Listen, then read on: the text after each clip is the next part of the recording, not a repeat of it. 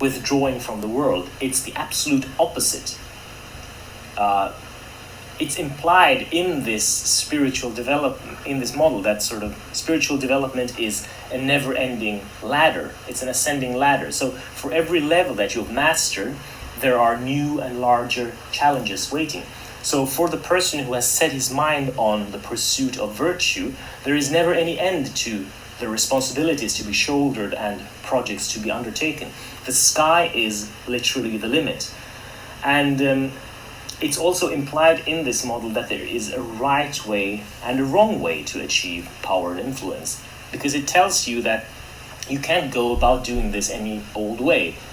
As soon as you start mismanaging on any of these levels, you will immediately cause imbalances to the whole structure in a way that will make your personal influence weaker.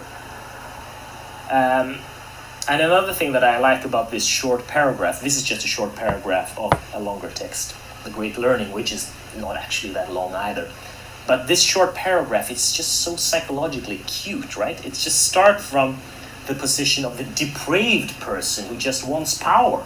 You know, it's not like Jehovah's Witnesses, right? Like knocking on the door, like, do you want to know God? Like, why would I want to know God? I'm a depraved and deformed creature. There's not a shred of divinity in me. This one is not like that. It starts with the sort of basic thirst for glory that is in every human being, and then it shows that A, it's legitimate to strive for that. So it doesn't say we're evil creatures because we desire power and influence, but also B, that there's a certain legitimate path that you have to follow to get there. And it begins with having an authentic relationship to being, which is among the hardest things you can do, but then you will get your reward. And my intention here is actually to continue discussing some aspects of this in more detail in the next video, but I'll just say a few more things about this as a teaser of sorts, because this goes even further. And you could say that, the first thing is that you could say that for all of this to make sense and to be a constructive and productive thing to apply on the world, there has to be a hidden assumption of human goodness here, right? Because it just tells you, like, be yourself in the most authentic way possible and everything will be fine. So it seems like there is something like the Mencius doctrine of the good nature of human beings at the bottom of this, because これ孟子のこと言ってるけど、孟子は子供が井戸に落ちるときにね、人間の本質的な善、性善説助ける、そういうこと彼言ってる。これは彼は孟子のことじゃないです。 What if it wasn't, you know?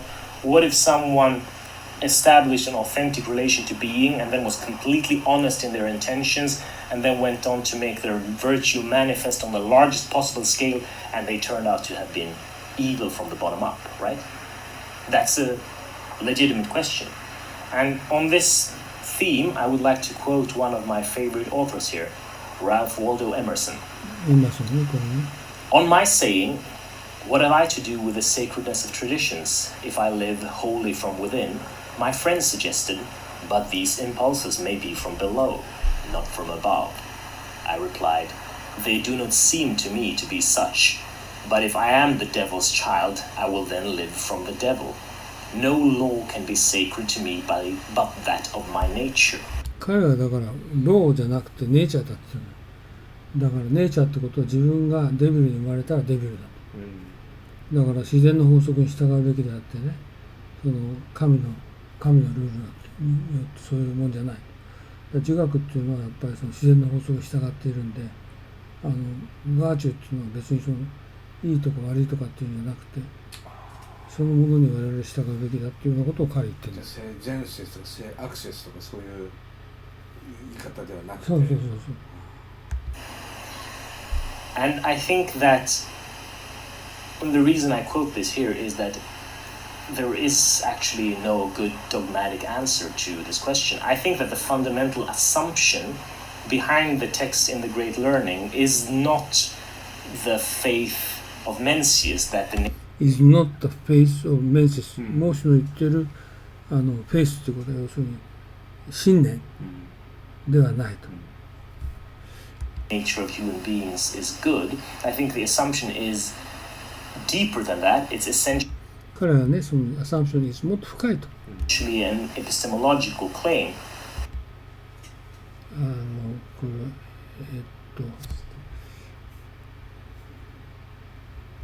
エピステモロジカルってのは書いてあったかな。訳してないな。エピステ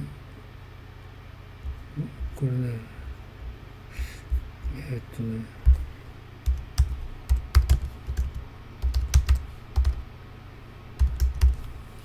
これだと思うんだよね。エピステモロジカル認識論、認識論、これエピステモロジカル